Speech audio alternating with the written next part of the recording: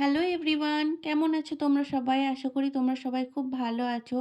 আলু দিয়ে খুব সহজেই ঝটপট অল্প কিছু উপকরণ দিয়ে কিভাবে এই স্ন্যাক্স রেসিপিটা বানানো যায় তারই রেসিপি আজকে আমি তোমাদের সাথে শেয়ার করব। তাহলে চলো রেসিপিটা দেখে নেওয়া যাক।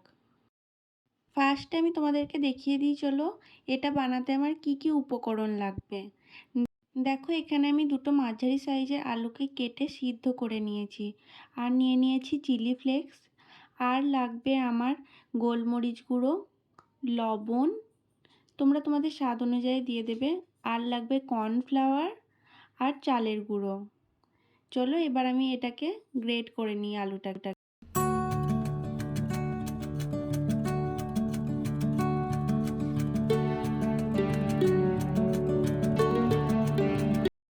এবার এই সিদ্ধ আলুগুলোকে একে একে আমি খুব ভালোভাবে ঘষে নেব।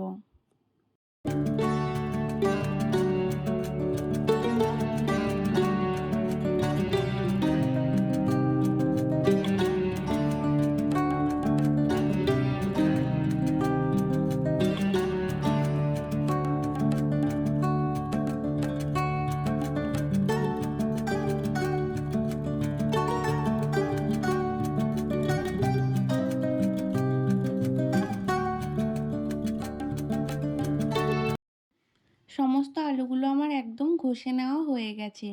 এবার আমি এর মধ্যে অ্যাড করে দেব গোলমরিচ গুঁড়ো।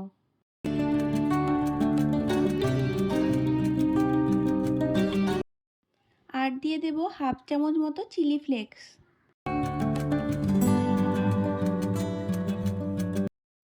আর দিয়ে দেবো 1 চামচ লবণ, তোমরা তোমাদের টেস্ট অনুযায়ী দিয়ে নেবে।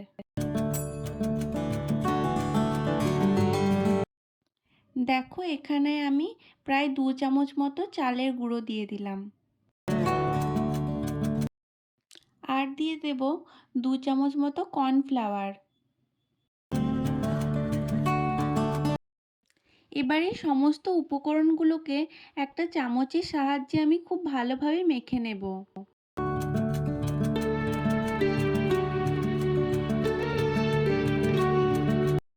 দেখো, এটা আমার একদম রেডি হয়ে গেছে। এটার ওপর আমি হালকা অয়েল ব্রাশ করে নিয়েছি। এবার এটা থেকে আমি দুটো লেচি কেটে নেব।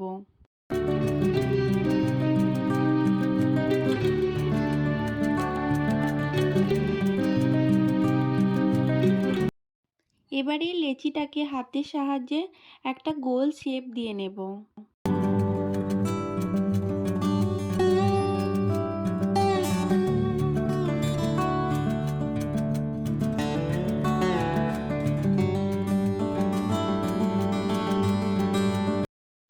এবার আমি এটাকে একটা ছুরি দিয়ে ছোট ছোট পিস করে কেটে নেব।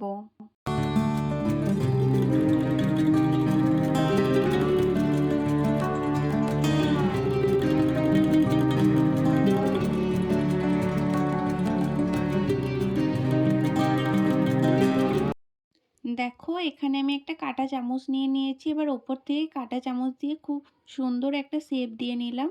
তোমরা তোমাদের ইচ্ছে মতো শেপ দিয়ে নেবে।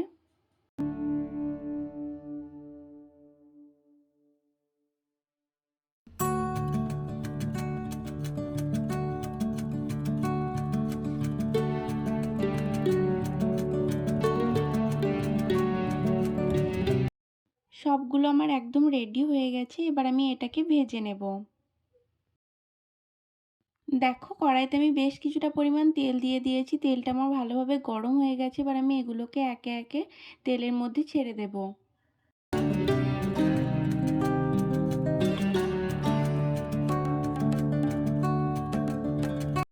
একদম লো ফ্লেমে এগুলোকে আমি প্রায় 3 থেকে 4 মিনিট মতো ভেজে নেব।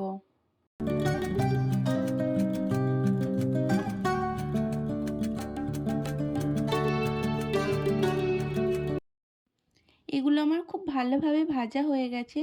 এবার আমি এগুলোকে একটা অন্য পাত্রে তুলে নেব।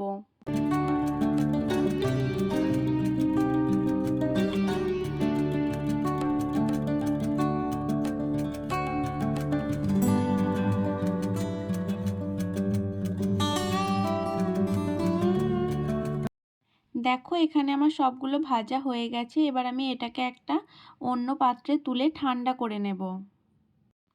এটা আমার ঠান্ডা হয়ে গেছে। এবার আমি এগুলোকে একে একে আবার তেলের মধ্যে ছেড়ে দেব এবং 2 মিনিট মতো হাই ফ্লেমে ভেজে নেব। এটাকে আমার সেকেন্ড টাইম হাই ফ্লেমে ভেজে নেওয়ার ফলে এটা খুব ক্রিস্পি লাগবে খেতে।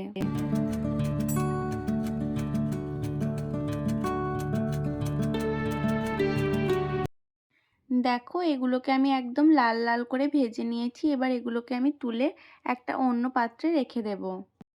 দেখলে তো কত সহজে এই রেসিপিটা বানিয়ে নেওয়া যায়। চলো এবার আমি তোমাদেরকে এটা সার্ভ করে দেখাই। দেখো কতটা সুন্দর লাগছে দেখতে, আর খুবই ক্রিস্পি হয়েছে এগুলো খেতে।